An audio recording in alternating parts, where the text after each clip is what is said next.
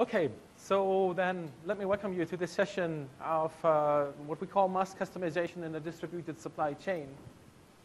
My name is Konrad Volkmann. I'm program management lead for the manufacturing team in Copenhagen. We're responsible for the development of AX in the part planning, production, and we also have Sverre with us, who is responsible for the product configurator. Maybe you introduce yourself. Yep. So my name is Sverre Thune. I've been working with the new product configurator for the last 5 and 6 years. So that's basically what we're going to do today to generate our demand for the planning. Yep. And my name is Christian Rødt. I also work as a program manager under Konrad. I joined the AX team 1.5 years ago. Prior to that, I've been working with NAV for 10 plus years. And in this session, I'll be focusing on the planning, intercompany planning part of it. So before we go into a small disclaimer that what we're showing today is AX 2012 R3, even if the functionality we're showing, most of it actually is also available in R2. So we just need to remind you that this is a pre-release and subject to change. So we're going to actually look at a small scenario today. So this scenario will actually take you through product configurator actually with the new functionality of attribute-based sales price. We're going to go through intercompany sales order and purchase order change through actually 3 companies that we have set up. We're using final assembly, in this case, using the Kanban strategy. Excellent. Now we don't have any screens. You're welcome to come up here. We have screens.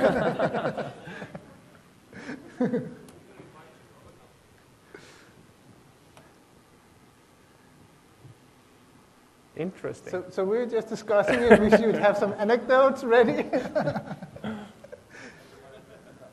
Oh yeah, go again. Oh, we got one. Could you do the same on the other one? That would be perfect. This one is booting. Yes, Konrad, take it away. So then we're going to go through the intercompany planning details of that.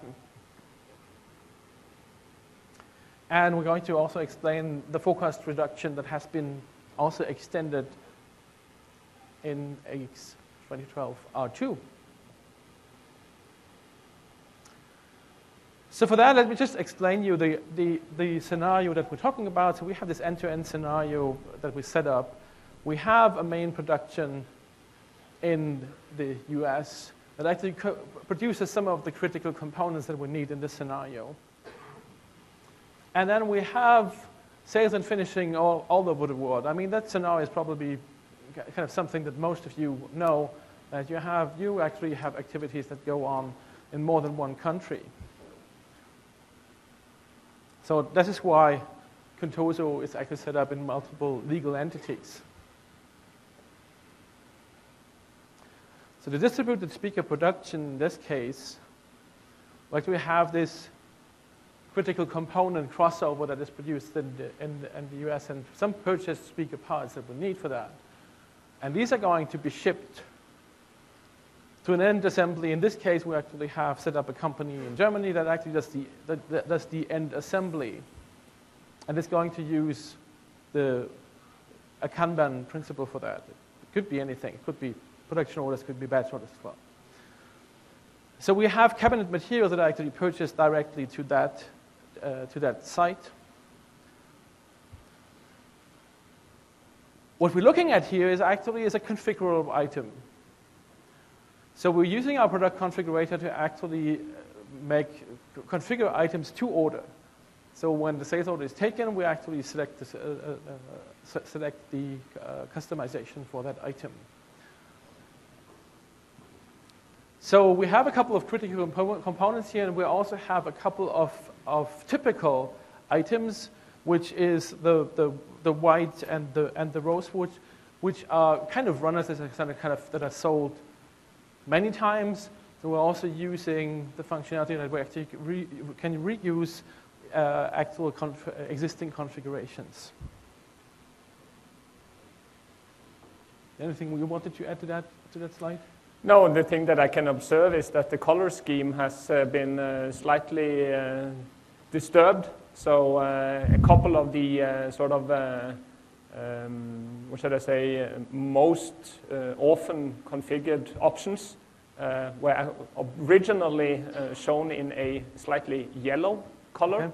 And they have disappeared. They are more orange now. If you look very closely, I can see that the black option and the white options are in a slightly more orange color. So I think that set me through to aviation school with that kind of color change. So that's basically the only thing, just to underline what you said about these most common configurations. So let's look at it from the material flow perspective. So we have Susan, the sales order taker, who takes a sales order, and she sits in a company in France. It could be any Contosa showroom, or any showroom that actually takes orders. This sales order, where she's doing the order taking and the configuration of that, will create a final assembly request through intercompany on the German subsidiary. And the German subsidiary is actually fed from, or is purchasing cabinet and materials, speaker parts, directly to that subsidiary. It also purchases critical components production from the US.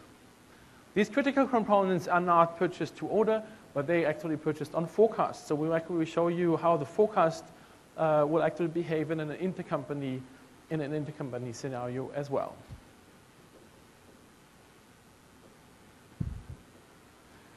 So this kind of divider basically means the first part of it, the final assembly and the cabinets, this is all done to order. It's actually done to a specific customer-specific configuration, whereas the critical components production is going to be done to forecast. So with that, we're going to open the demo with actually the order taking, and Sverre is going to show us that to us, order taking and the configuration. Yep. So let me switch over to AX. So as Susan, I'm now in my sales and marketing area page.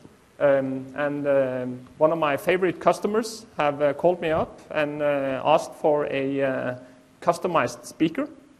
So I'm going to go ahead and open up my sales orders and then start on a new sales order. Now, this particular customer is Miriam.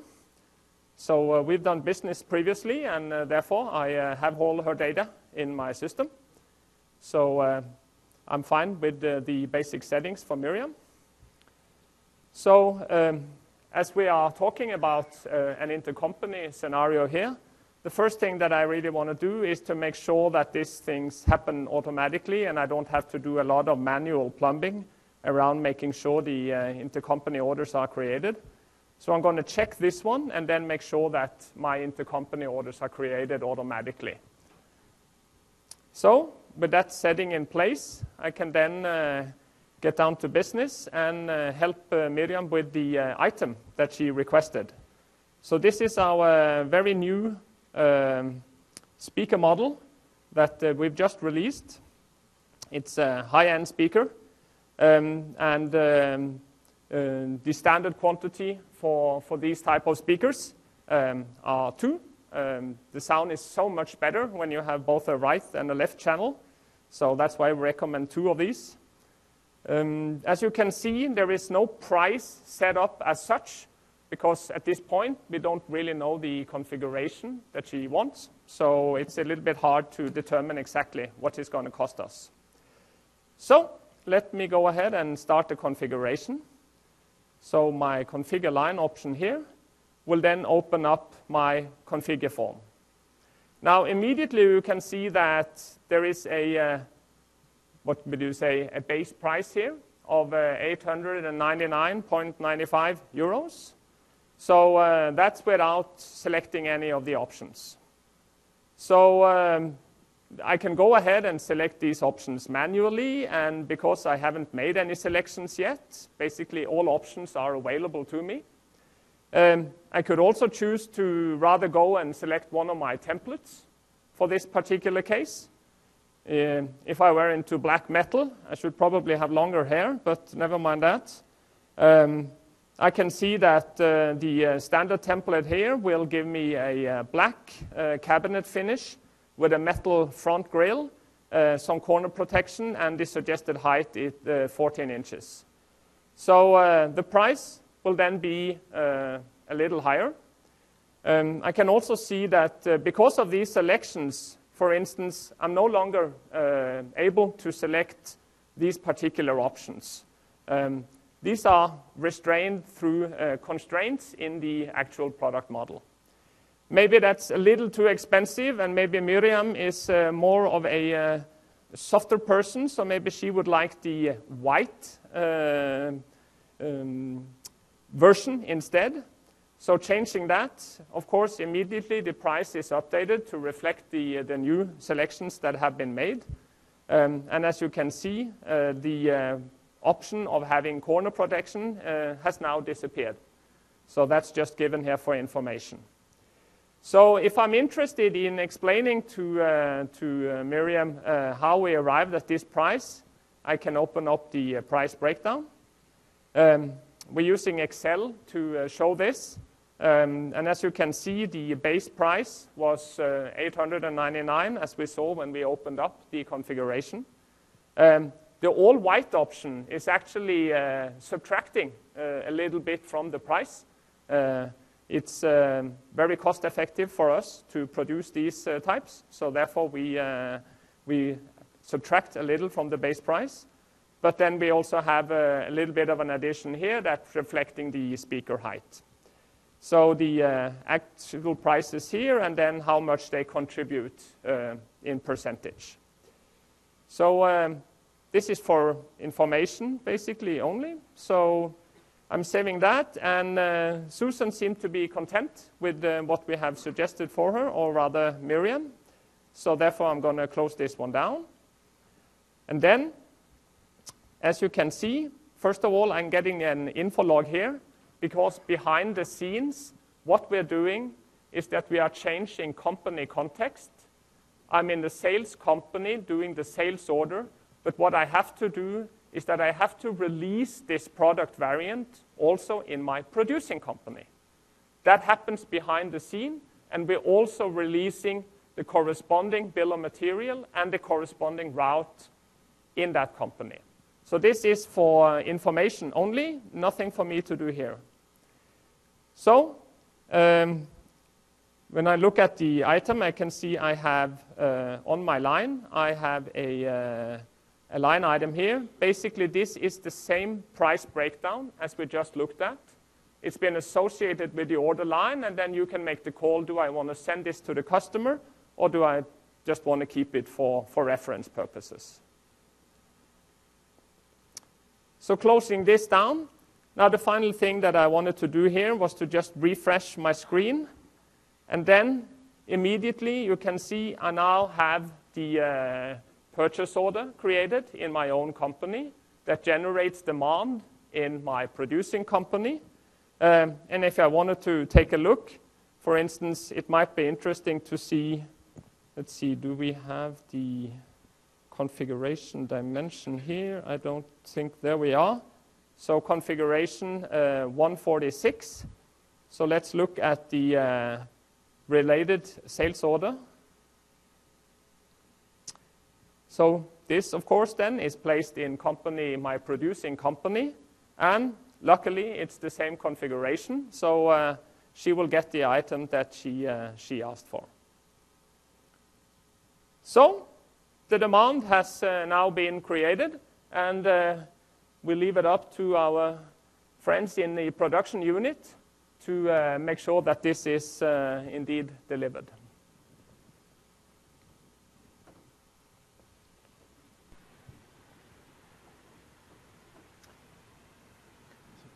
Oh, sorry. Thank you, Conrad.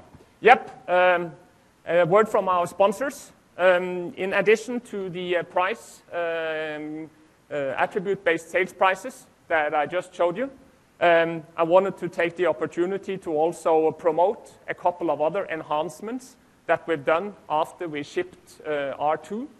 So we have introduced the concept of calculations in product configuration models.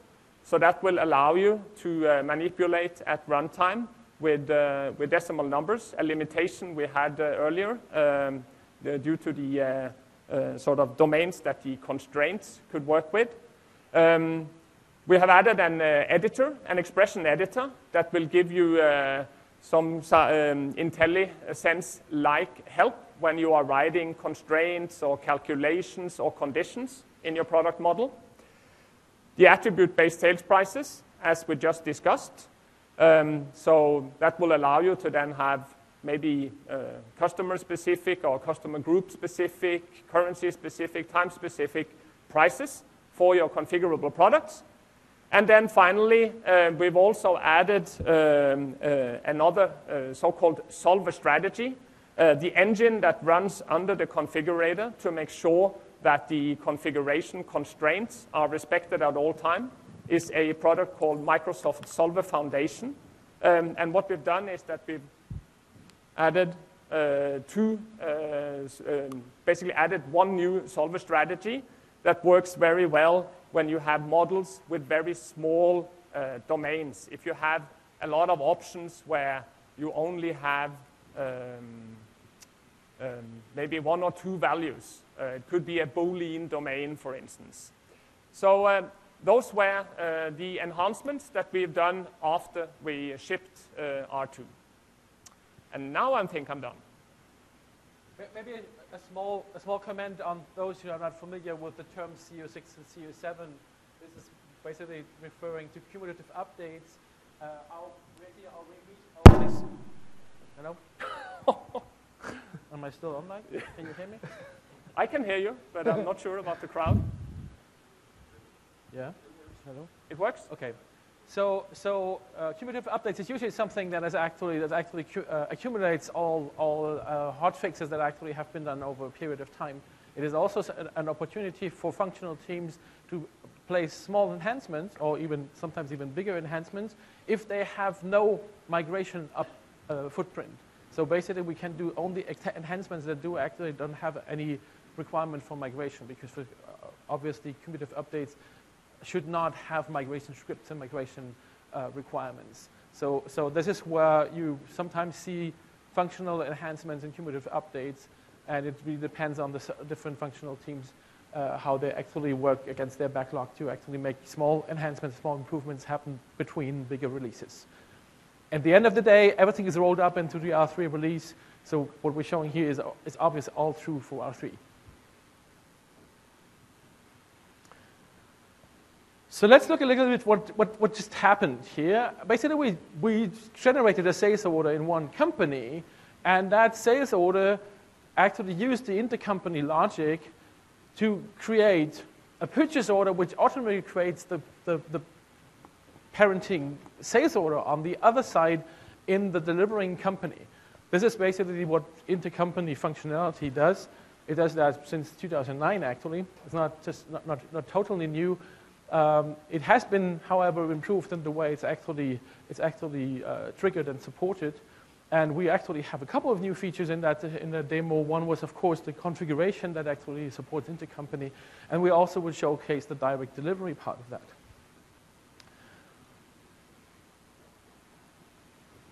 So if we're looking at that, we're now looking at the production scenario that is related to this.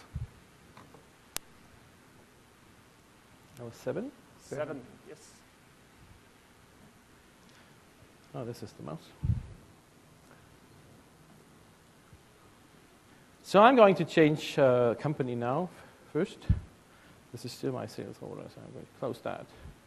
I'm going to change to the supplying company. Controls of Germany. I'll just look at my sales order, and as you can tell, that's actually the sales order that we just created to the company. if I'm looking at my product and supply here, I'm looking at my multi-level explosion level, I can actually see that there is a need for an update here. And if I'm looking at my pegging tree, there's another thing that you might not have guessed, but with the creation of the sales order, I also triggered an event Kanban. So with the sales order in the German company that's trying to fulfill it, it also creates the Kanban automatically to fulfill that sales order and places it on the work cell to actually get it done. To show you the full intercompany pegging here, I would need to go and update the plan. So I'll just shortly run the update of the master scheduling.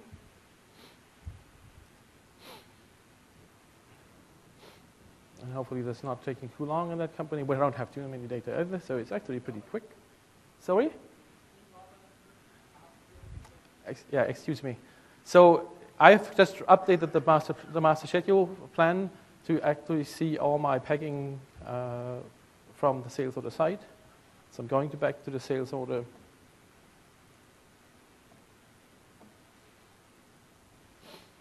And now I hope that my multi-level pegging actually shows my full information, so I can actually see the Kanban and the required materials that actually flow into that sales order.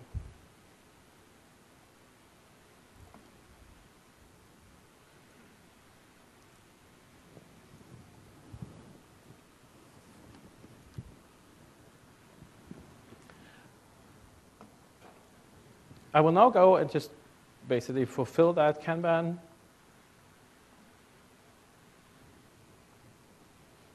For that, I'm using the Kanban process board.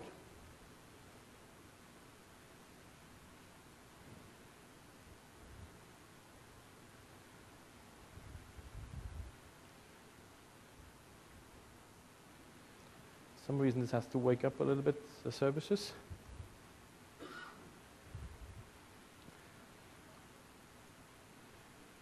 So we can basically see the two different, we actually have two Kanbans here, and one shows the new configuration that we actually have just done. Looking at my picking list, I can see that I have all my components on hand. And this is basically because I'm actually purchasing the components based on forecast here. So I can go and complete the job right away.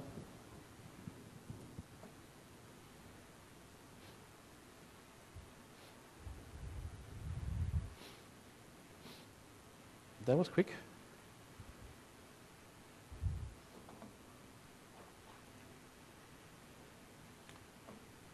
So with that, I can basically go back to the sales order and go and deliver that sales order directly.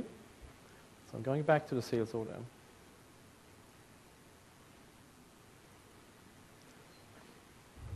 So in the case of the event Kanban delivery, it actually delivers it directly to the sales order line and updates the sales order line that the receiving Kanban location is actually automatically adjusted. So all I have to do is go and create the packing slip to deliver. So I have the lines here with my configuration.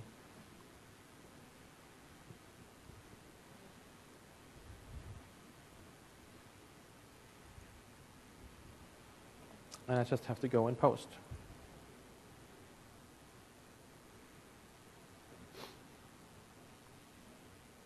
So that's basically as simple as that to execute an event Kanban. So what does it mean, an event Kanban in the first place? Where is that coming from? So event Kanban is something that actually can be configured in a way that you can directly deliver to a sales order or to a production order without actually running any additional interaction. It is created when the sales order line is created automatically. And for that, you have a specific configuration in the Kanban rules. And we only have one Kanban rule in this whole company because we only have one product right now. So the special part about that is, for an event Kanban, is that we have these event types.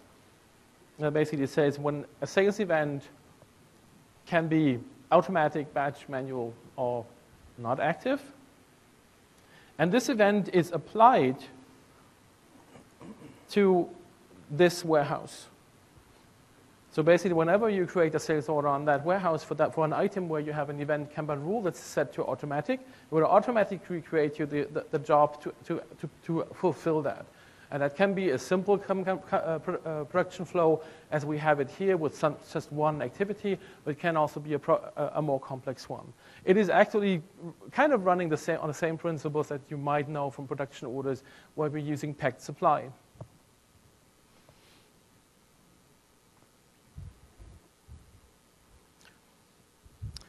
The other part, of course, is that it's actually doing the automatic reservation. So the Kanban rule actually overrules all the reservation settings. When it chips in, it would directly reserve the Kanban to the sales order, and on receipt automatically transfer that reservation to the on-hand on the warehouse. The other part I want to just shortly explain here is the quantities, is that you can set on event Kanbans, you can basically set minimum quantities that basically makes, as I said, this are your box limits. So if you can, kind of biggest box that you can actually produce is 5 pieces, then you would set in 5. This is additional to the minimum and maximum order settings that you have in sales orders. So if you would have a sales order of 10, it would create 2 Kanbans to fulfill it. If it's of 12, it would be 3 Kanbans to fulfill, 2 full and 2 partial. So it is a one-to-end relationship, so you can have more than one Kanban related to a sales order or to any kind of event. The other thing I want to point to is the automatic planning quantity. We did not do a planning for that Kanban. We could just directly go in and make it effective, kind of produce that. That is an optional behavior, and it's basically governed by the automatic planning quantity. So the automatic planning quantity tells me if it's 1, then every job that comes is directly planned, kind of as like first in, first out, depending on its demand date. And you can set a limitation, say, I'm not going to automatically plan more than 30 jobs. So if more than 30 jobs would actually occur on this Kanban rule, it would not automatically plan more than that. It would just only load 30 jobs, and the rest would then be manual planning. And the manual planning would be done with the Kanban scheduling board, which we showed in the previous session as well. So I think that's basically what I wanted to show you around that. One side comment, I think I did not show that part. From the sales order perspective, it's actually a direct delivery. So if we go to the sales orders, again, the address that we actually have here.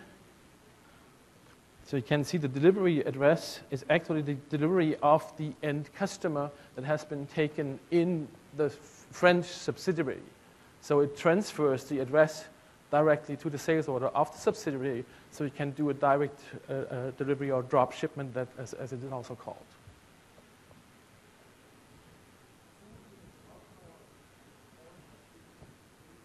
Can you please walk up to the microphone if you have a question? Presumably your production orders in the producing company are being reported as finished, that you can automatically deliver to your sales or in the selling company, right? So your question is that you can do the same thing with Kanban also with a production order? Or was that the question, that you can use a production order that directly delivers to a sales order? Yes. Yes, of course you can. I mean, on the production order, it is not that automated. It is basically you have this functionality in the product and supply where you can create a production order directly to the sales order that is also doing the marking and the packing in between. So it's the same type of reservation you would do. This, however, is something you would need to do manually. You would not. This is not something that's triggered automatically. If you want to do that kind of direct tie. The normal thing, of course, would be, and now I mean, we're going way too far. I mean, how to kind of connect production orders to sales orders. I mean, the normal master scheduling would also pack them and would tell where to put them, and then you would have probably a pick list to put it up. But in this case, you wouldn't need to. With all the markings, it's the same functionality as in Kanban.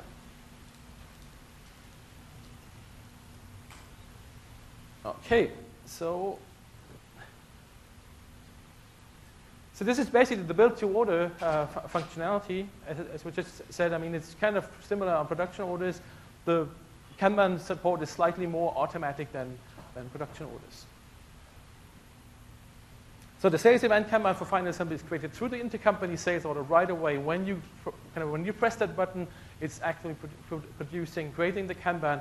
It's automatically planning the Kanban, so production could start right away and say, okay, this is what we need to do.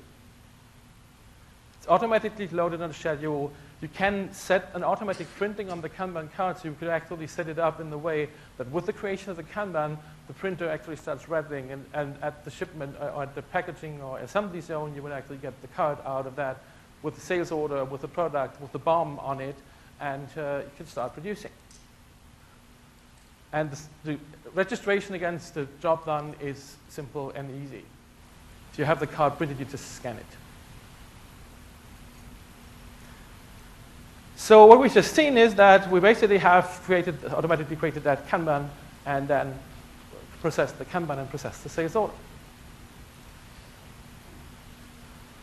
So with that, we're going to hand over to Christian. He's going to explain you how was it actually possible that we can so quickly produce, because it actually is only possible because we had the material on hand, which requires a forecast. And he's going to introduce you into the topic of forecast and forecast reduction. Thank you, Conrad. So yeah, we're very lucky. Lucky might not be the right word, but we were clever enough to have created a forecast up front so that we had the on-hand material that we needed. With this release, the forecasting possibilities have been extended a bit. If you think back to AX 2009, a forecast was called a sales forecast. That changed in 2012. Now it's called a demand forecast. And that's a change. So the old word, sales forecast, could only be reduced by sales orders. The new demand forecast, you have a choice. You can reduce it only by sales orders, or you can take any transactions. This gives the possibility to move your forecast down from your selling goods down to subcomponents or even raw material. Because now you can actually have your forecast reduced by component needs for production. This means that you can put your forecast on a lower level. So instead of doing it on the highest level, you can bring it down a bit. Let's say you're producing hearing aids. They come in many different colors, many different shapes for the ear, but the electronic within it, which is the expensive part, is more or less the same no matter who the buyer is. So you really want to make your forecast on the electronics. Then you don't care if it's a darker tan or a lighter tan, or if basically it's a big ear or a small ear, a women's size or a man's size. The electronic is more or less the same. So you would like to put the forecast on the electronics. And that is now possible. So you will set it up, the forecast, on the component instead of on the finished good. And that will be reduced. That forecast will actually be reduced by the actual sales order fitting into that forecast. And I will show you how that works. So let's take an example here where we have item D4, the red one here. And I have a component, a critical component. Let's say it's my electronics for the hearing aid, M99. We have two other components. They are fast runners. We just keep enough of those in stock. We don't want to create an advanced forecast for that. So for the component, we create a forecast. It's shown in gray here for 260. Let's say we get a sales order for 100 of D4 on a later date. Now if I go in and run a plan, a master schedule, an MRP, it will tell me that I need the white arrow, the colors again have changed a bit from what we had originally. So now it's a white arrow in the beginning here. This is my supply order to fulfill the forecast. But you will notice that now the purple arrow going down is my remaining forecast. It was actually reduced by the sales order, by the production order for the 100 pieces.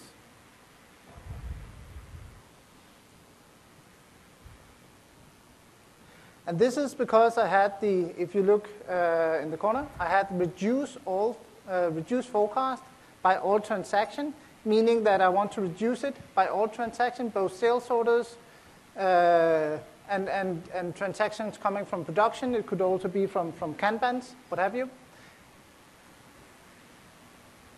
This means that in this case, my forecast will be reduced by the derived requirement, and it's picked against each other. And also, you can see that the forecast is reduced from 260 to 160 caused by the production order. So this field, reduced forecast by, that we have on the coverage group is enabling this scenario. I could still, if I want to only look at sale, I can put it to sales order, and it will work as it used to do in AX 2009.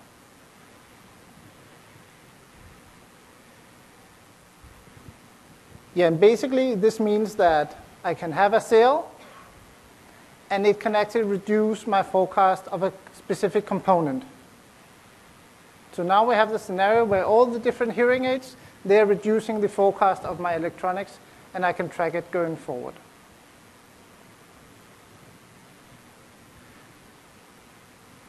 So let's jump back to the intercompany master planning. And here I basically want to show you, we have something inside of AX. It's coming up now.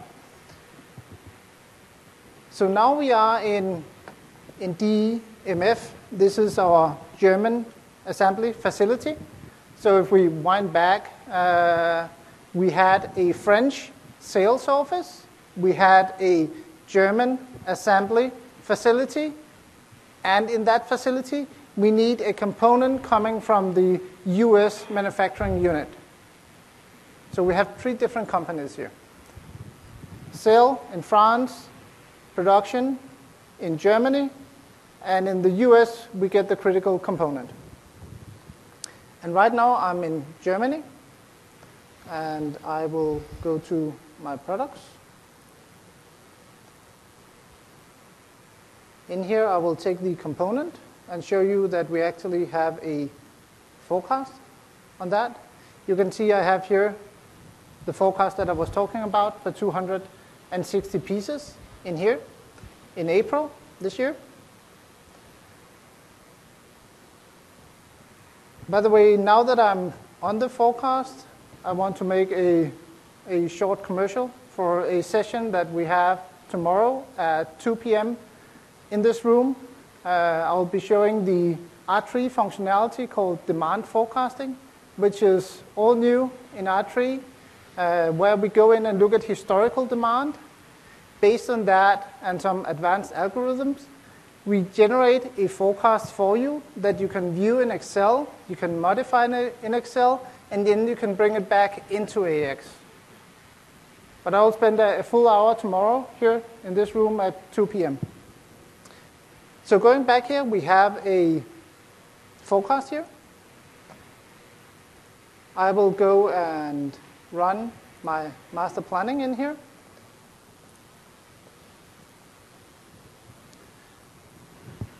And again, we don't have that much data, so it shouldn't be an overnight job. That's good. I'm happy to see that.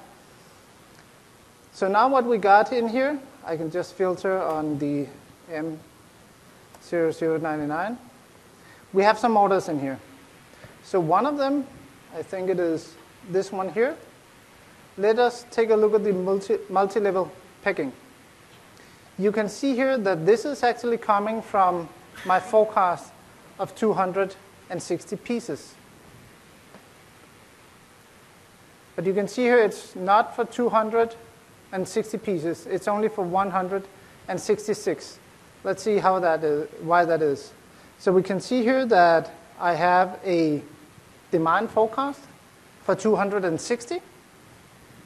Then, because we have been using something, you can see here that I'm actually using for the Kanban 2 pieces here. But I already had 96 in inventory. If I add these numbers up, I will get the 166. So this was in the German company. Now let's jump to US. And here we go. It's a lot faster this way. I had to take a plane. It took 9 hours, and I'm still jet lagged. This is much better, by the way. So in here, if we again go and run master scheduling,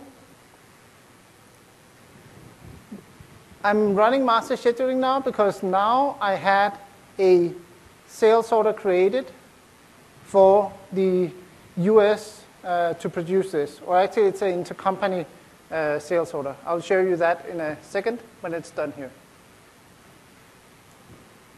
So right now it's going in and it's fetching all the demands we had from Germany and any other places.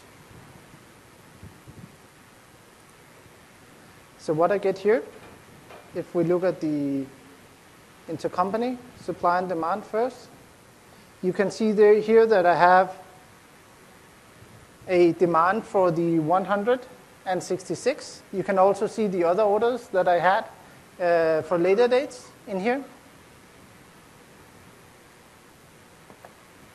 And this intercompany actually generated planned orders for the exact same items. We can filter on that. I have quite a few in here. So these are the orders to fulfill my forecast versus on hand versus the sales orders. So this is the remaining that I need in US to produce. And I can see that if I go here. I can look at the multi-level packing. You can see the 166. That is due to my demand forecast in Germany. And if I take the second line down here and look at the multi-level packing, you can see this one has even more lines. And that's because I have my, if we take it from here, I have a forecast in France. If it was the hearing aid, it would be for a specific hearing aid. Then I have a intercompany planned demand taking me to Germany. And this again will take me to US where I need to produce the component needed. So you can see the entire flow from in here.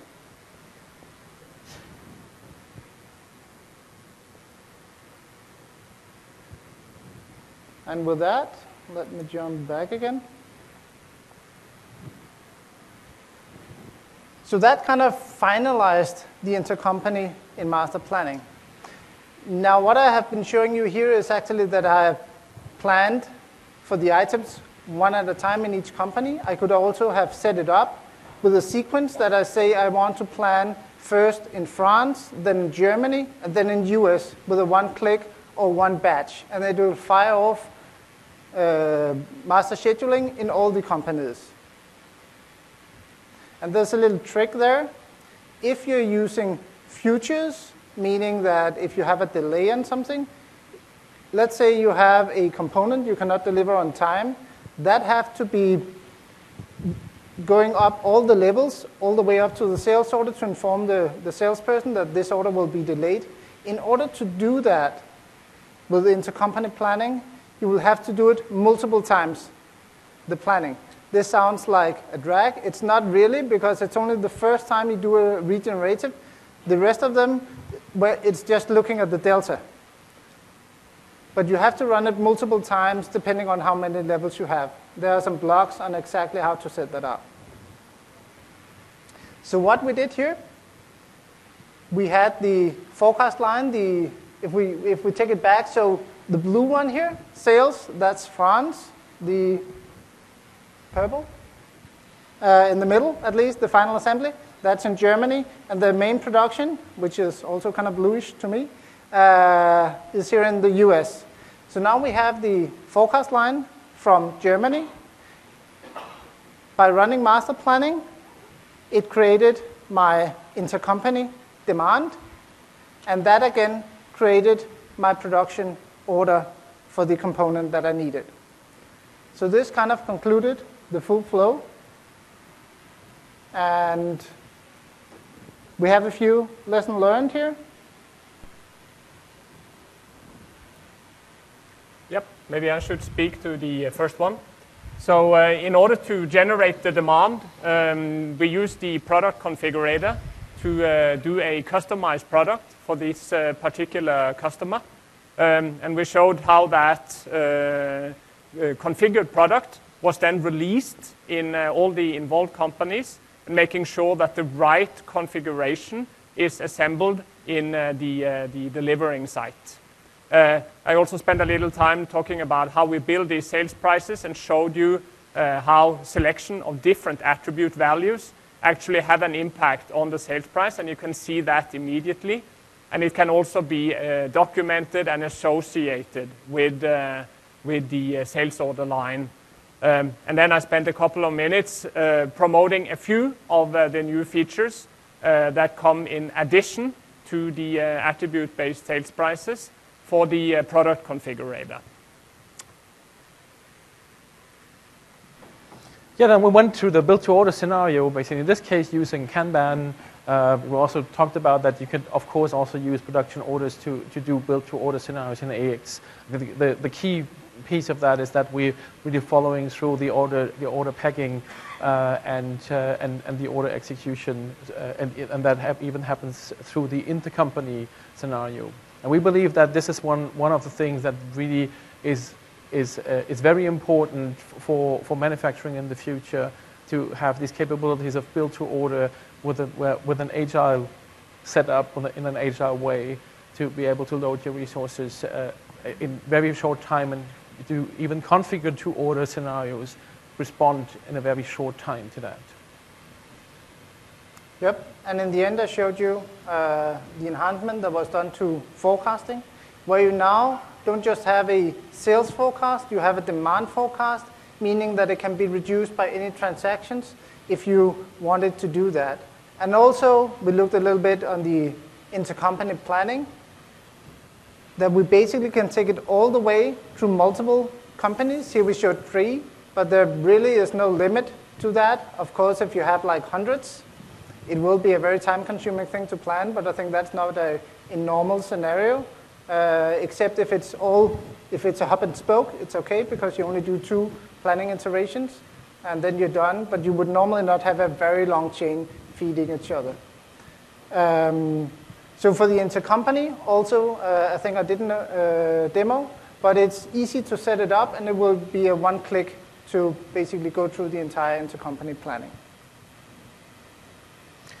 Yeah, maybe we want to add to that one of the really big changes in 2012 from intercompany scheduling is the full visibility of planned orders throughout all companies. That actually, so the demand is actually visible to the supplying company before the order is actually firmed.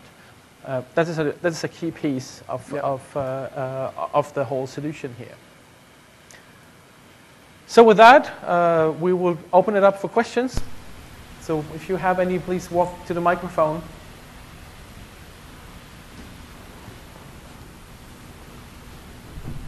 Yeah, I have a couple questions. First of all, if an item is manufactured in 2 different plants, the same item, and we receive a sales order, how do we determine, or how can we assign a specific plant to that sales order or that production order? So basically, right now you will have a default vendor, and the vendor is specifying which company you get the product from. So in order to do that, you would have to choose another vendor for that planned order. and then it would get updated. So you'd have a vendor for each of the companies. So it would be a manual process? Yeah, only the default is fully automated, but it is something we're looking into because it would be very interesting if we could have this automated or at least semi-automated. Great. And then one more question regarding your build to order.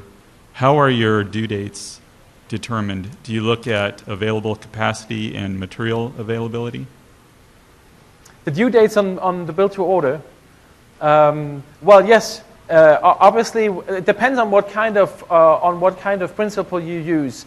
If you enter the order with what we call CTP, capable to promise, it will actually come back and will create the delivery date according to your capability, according to material availability and resource availability.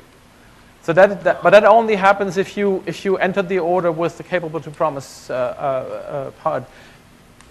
Of course, if you don't do that, and if you run master scheduling afterwards, you still might get future states or action messages to be able to manually adjust that. We have a session this afternoon where we're actually talking a bit more about master scheduling and action messages and visualization of the dependencies, all these kind of things. Okay, thank you. Yes? With respect to selection of the vendor, oh, sorry. No, I didn't see you either, sorry. Oh, with respect to the selection of that vendor, can you leverage trade agreements with delivery times, et cetera, to make an alternate selection for the intercompany purchase order? Yeah, the trade agreements are actually are taken into account when you create the intercompany relationship. Okay. However, what is happening right now, if you really do an intercompany delivery, we do not have a direct connection of the delivery once it actually posted when it's shipped on one side. It basically waits for the arrival on the other side. There's not like it's not like in cross-site delivery that you actually have a transfer or in transfer warehouse right now. It's yet again one of these scenarios we've been discussing a lot, but right now that's not covered.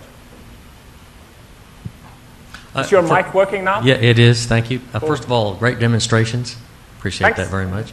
Taking the demonstration of the Kanban order one step further, let's say that the configured speakers with those attributes came back in a return, stocked back, and went through quarantine, inspection, put back on the shelf. First of all, is it appropriate?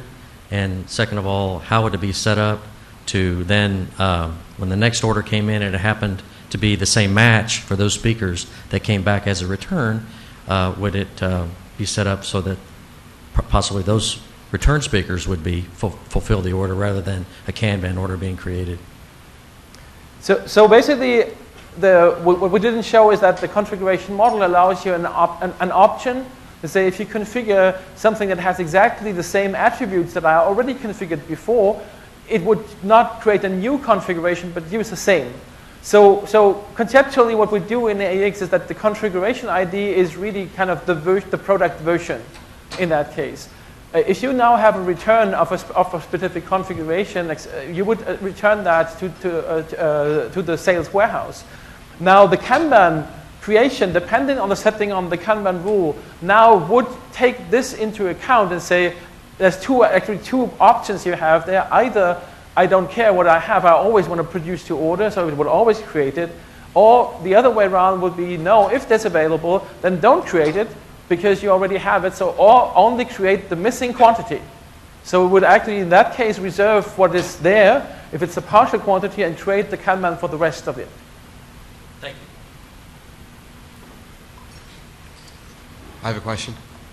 For the configuration tool, in the bill of materials, you set up the quantities, and then you say one as the quantity. On the sales order side, when you're going through the configuration, is there any way to select two pieces instead of just the one that's on the bill of materials? Or do you have to do that as a supplementary item? So if I understood the question correctly, you want to know if you at configuration time can determine how many instances you want of a certain item in the bill of material. And yes, you can do that. All the different properties on the BOM lines can be set either to a fixed value that you determine in the model, so any configuration will yield the same result, or you can set the property to reflect an attribute value.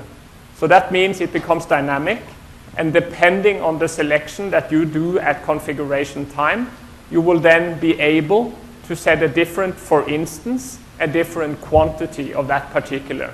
It can be a direct link where you basically ask them to say, okay, how many wheels do you want for your car? 1, 2, 3, 4, and then add that as a number of BOM lines. Or it can be through some constraint or calculation that you have included in your model. So you take one input, then manipulate the numbers, and then decide exactly what the quantity should be. All right, thank you. I'm just wondering if there's any more sessions on the configurator. Can you go a bit closer to the microphone, please? Is there any more sessions at Convergence that focus just on the configurator? No, not at this Convergence, unfortunately. I'll be more than happy to go down to the expo and be at the AX manufacturing, shall we try that instead?